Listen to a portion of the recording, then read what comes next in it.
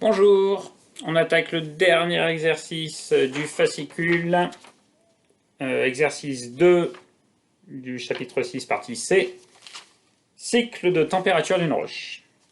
Donc une roche est soumise à des variations cycliques d'échauffement et de refroidissement que l'on représente par un régime permanent sinusoïdal. Cette roche est très épaisse et est donc considérée comme illimitée dans le domaine des X positifs. On se propose de rechercher les solutions d'équations de diffusion de la chaleur en utilisant les notations complexes, c'est-à-dire sous la forme blabla. On voit que la température ne dépend, comme dans l'exercice précédent, que de x et de t. Donc on aura une invariance y et z, c'est-à-dire qu'on travaille à une dimension. Et donc on nous demande d'expliciter la solution.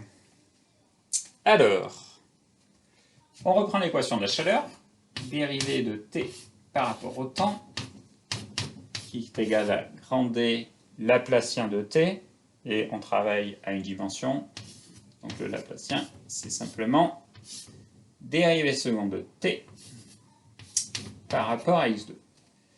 Et D, c'est évidemment le coefficient de diffusion, qui est égal à lambda, je ne sais pas comment on l'appelle ici, non c'est toujours K, donc c'est K, la conductivité thermique, sur ρ C.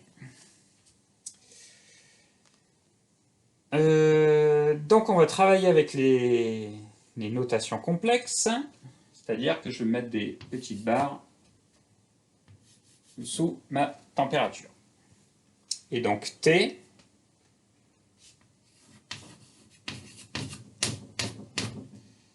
en fonction de x et de t, on nous dit que c'est Ts de x exponentielle j oméga t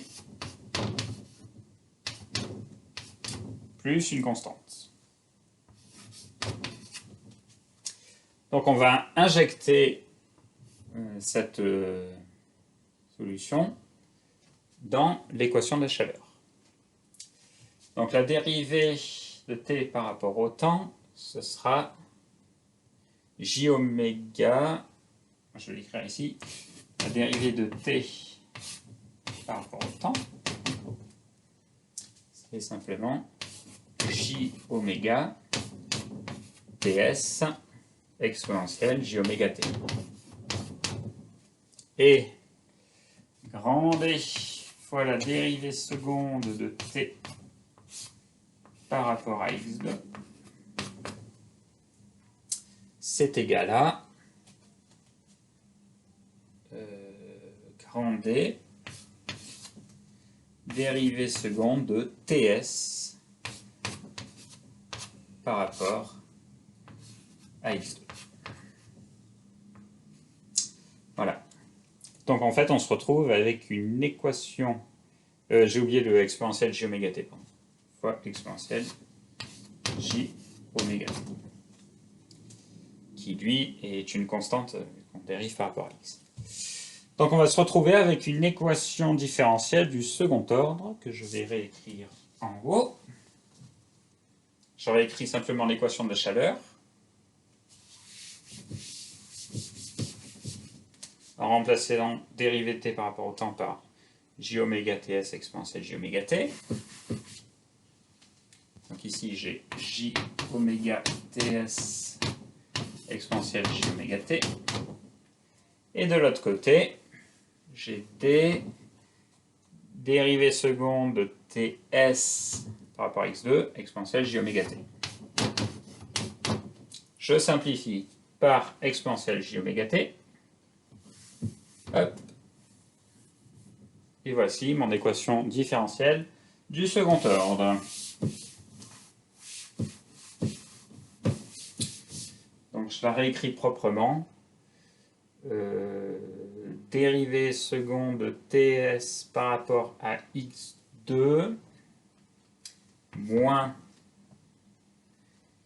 j oméga sur d fois ts est égal à 0.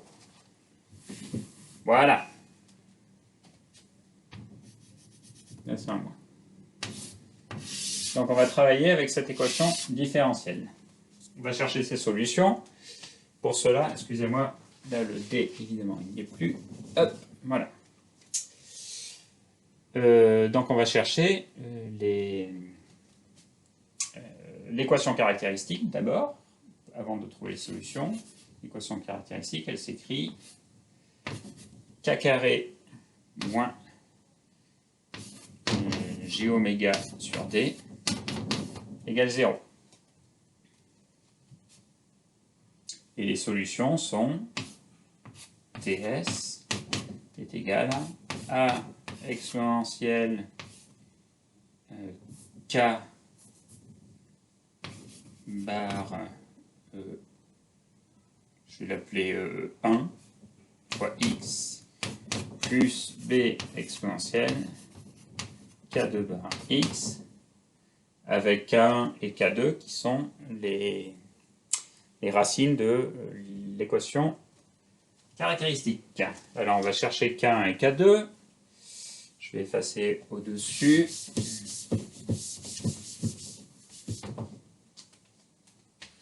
Je reprends l'équation caractéristique. K bar carré, c'est égal à j oméga sur d. Et donc K1, 2, donc c'est K1 et K2, sont égales à plus ou moins racine carrée de j oméga sur d. Voilà. On peut peut-être transformer un petit peu ça. Ça, maintenant, j'en ai plus besoin. Alors, donc ça veut dire que K1 et 2 sont égales à plus ou moins la racine carrée de J. Alors, c'est égal à plus ou moins racine carrée de J fois racine carrée de oméga sur D. Alors, on va travailler un peu là-dessus. Ça, on le garde en tête. Alors, J, si on prend notre cercle frigo, J, il est ici, c'est donc égal à exponentielle J pi sur 2. Et donc, la racine carrée de J, c'est J puissance 1 demi. Donc, c'est exponentielle J pi sur 2 puissance 1 demi. Donc, exponentielle J pi sur 4. Ok? C'est-à-dire que c'est le nombre complexe qui est ici. Pardon. Donc ici, on a racine carrée de J, qui est égale à exponentielle J pi sur 4. Et on peut l'écrire aussi, si on l'écrit avec sa partie réelle et sa partie imaginaire, la partie réelle, c'est 1 sur racine de 2. Donc racine de J, c'est égal à 1 sur racine de 2 plus J sur racine de 2. Plus J fois 1 sur racine de 2. Bien. Donc ça, on va l'injecter dans notre solution. Je efface tout ça. Et je remplace J, racine de J par cette expression. Donc, K1, 2, c'est égal à plus ou moins, le racine de 2, je vais le faire passer dans cette racine-là, donc c'est égal à plus ou moins 1 plus J, facteur de racine de oméga sur 2D. Donc ça, c'est K1, 2. On va dire que K1,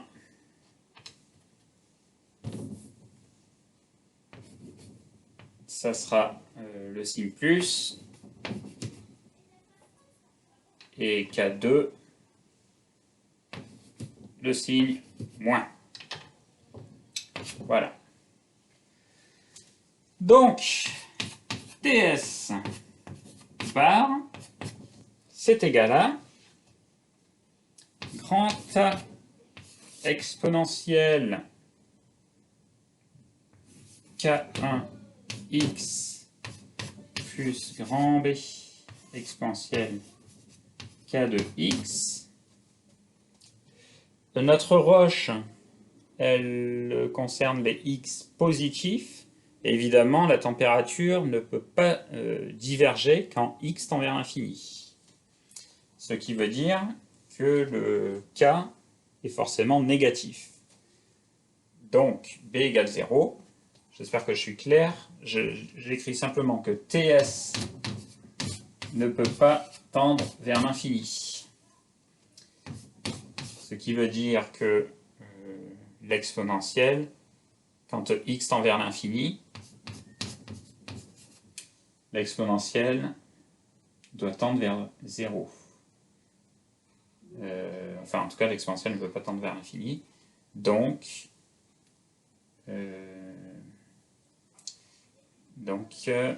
grand B,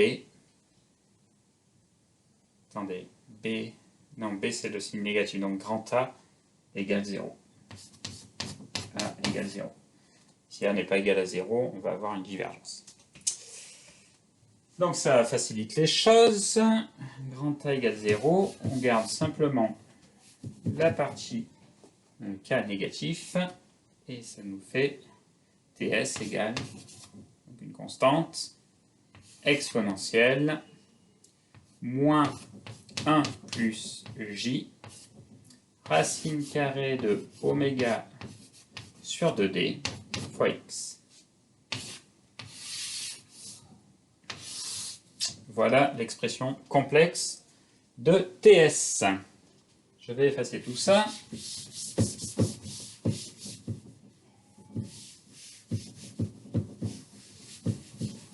Donc si j'injecte dans la solution qu'on nous proposait, Tx T complexe, c'est égal à TS, donc B exponentielle moins 1 plus J racine carrée de oméga sur 2D fois x exponentielle J oméga T exponentielle J oméga T plus une constante. Et on nous dit aussi T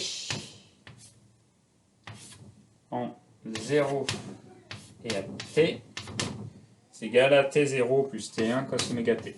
T0 plus T1 cos oméga T. Donc ça, c'est pour quand x est égal à 0. Donc on comprend tout de suite que B, ça sera T1, et la constante, c'est T0. Donc ça, je peux le réécrire. Hop, le B, c'est T1.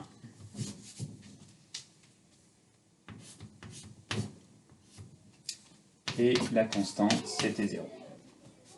Donc là, on a l'expression complexe de la température.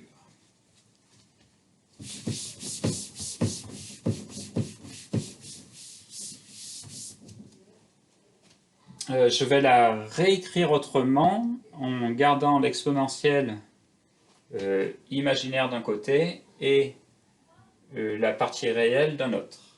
Donc T bar xt, c'est égal à T0 plus T1. Ici, je garde juste la partie réelle de tout ça. Ça sera exponentielle moins racine carrée de oméga sur 2dx. Et je multiplie par l'exponentielle de j, facteur de oméga t moins racine carrée de oméga sur 2dx. Alors, qu'est-ce qu'on reconnaît ici? On reconnaît, je vais effacer en haut.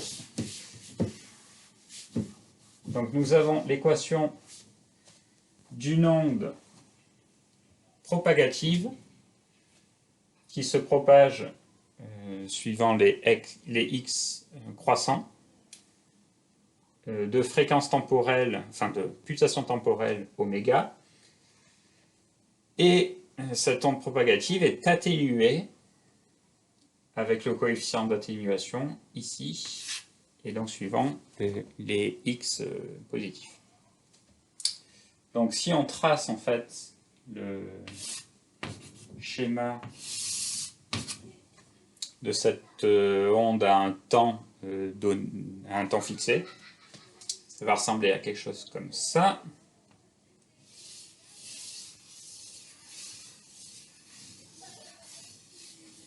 Voilà.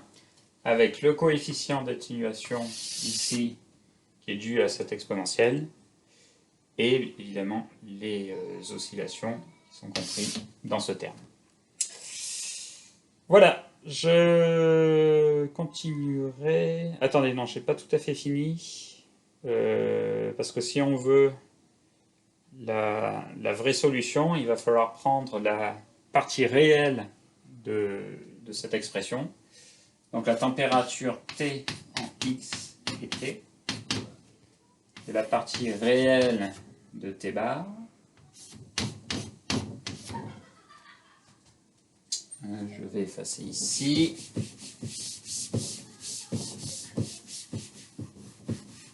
Donc simplement la partie réelle, ça va être, tout ça c'est réel, et l'exponentielle, ça va devenir un cosinus oméga t moins racine carrée de oméga 2. Donc hop, maintenant je suis sur la température réelle. Donc ici je rajoute cosinus oméga t moins racine carrée de oméga sur 2d fois x. Voilà, là j'ai vraiment la solution à la question 1.